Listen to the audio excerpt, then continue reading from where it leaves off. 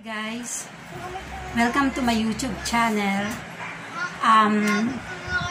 Bago po ako mag-start ng aking isi-share, gusto ko lang po magpasalamat sa lahat ng subscriber ko at sa mga nanood ng YouTube channel ko.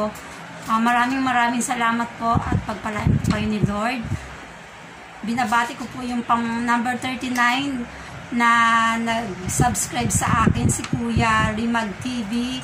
At sana po supportahan nyo rin po yung YouTube channel niya. At ganoon din po si Kuya na taga Cebu na anything in Cebu. Hi Kuya, maayong buntag sa inyong lahat sa Cebu.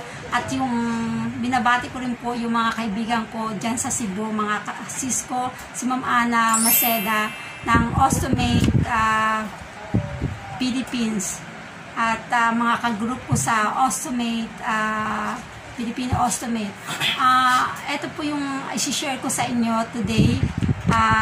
Mahalagang kaalaman po bilang tayo mga babae kung ano po ang best na ating dapat gawin, lalo na yung kunyari mga feminine wash, kung ano yung hindi na tayo gagastos, yung pala yung nasa kusina na natin na pwede pa lang yun ang gamitin kaysa sa bumili tayo ng mga feminine wash na yan na hindi naman tayo na dapat gumastos, lalo na ngayong panahon ng pandemic.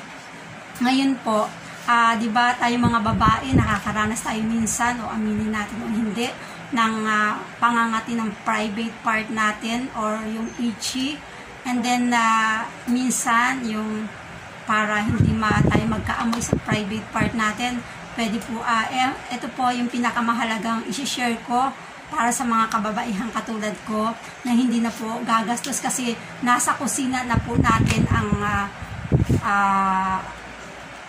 nasa kusina na po natin yan pala na hindi natin alam. Unang-una po ang baking soda yan. Baking soda po, ito po, baking soda na may dapat ang baking soda natin is 3 aluminum free po. Yan. Ito po ginagamit ko to sa panghugas. Ginagamit ko tong feminine wash. Instead na bumili tayo ng feminine wash, ito po, pwede, napakaganda po niyang gamitin. Talagang hindi ka mangangamoy, walang yung, kaya yun, maganda siya, yung nakakaalis siya ng odor. Maglagay lang po tayo ng isang kutsara sa baso, sa tabo, and then kalahati lang ng tubig, and then pwede na po natin siyang ipanghugas.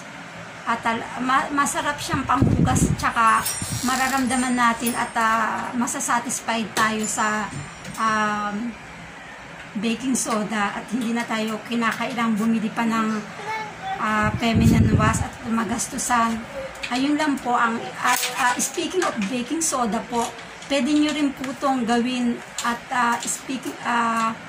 gawing gamot kasi lalo na yung may mga GERD o yung acidic. Napakagaling po ng baking soda. Isang glass ng tubig, and then isang kutsarita ng baking soda. Ayun po, inumin nyo. Makikita nyo kaagad yung epekto ng baking soda na yung sa katawan natin, mawawala, maano kaagad yung acidic natin. Mabilis siyang makatanggal at makababa ng acidic. And then, speaking of acidic po, hindi lang ang baking soda ang nakakaalis ng acidic sa katawan natin. Ang dahon din po ng guyabano. Dahon ng guyabano po, ilaga po natin itong gawin nating tea 3 times a day. Talagang ito lang po yung pinanggamot ko sa acidic ko kasi dati pagka yung acidic ako, yung hanggang dito, yung dumidigay ako, ang sakit-sakit. Then nung in-apply ko to sa akin na ginawa kong tea na mainit pa pag ininom ko, nawala yung acidic ko.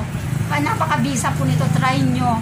Kasi kaya po napilitan ako mag-vlog dahil sa mga kaalaman ko po na ginagamit ko rin sa sarili ko, sa pamilya ko na sobrang effective at gusto ko rin ma-share sa mga katulad nyong mga nanay, mga pwedeng mga dalaga, kababaihan na yung kaalaman na katulad ng nalalaman ko, hindi lang yung mga bagong ngayon, teknolohiya, ganun.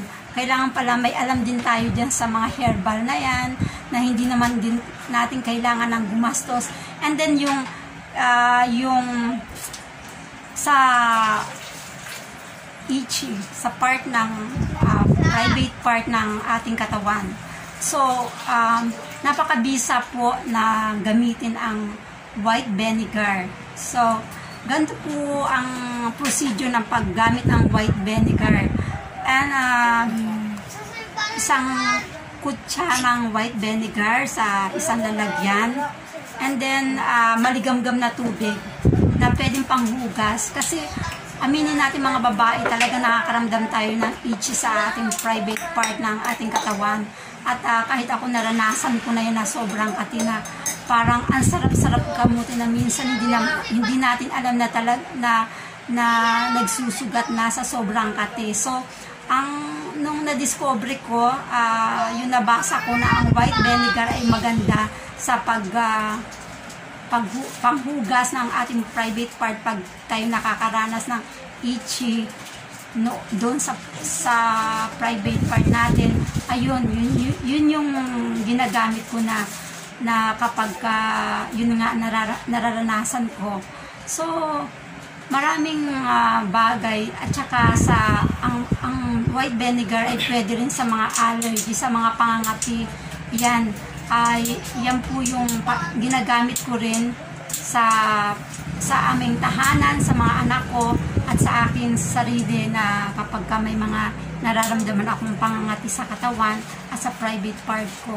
So, ayun lang po ang aking i-share, na sana po ay makatulong sa inyo ng malaki, na hindi na po tayo gagastos kasi nasa kusina na lang po pala ang ating pang-remedy sa mga katawan natin. At naway patuloy nyo pong suportahan, at please like and subscribe my YouTube channel, and marami pong salamat, and God bless us all. Thank you.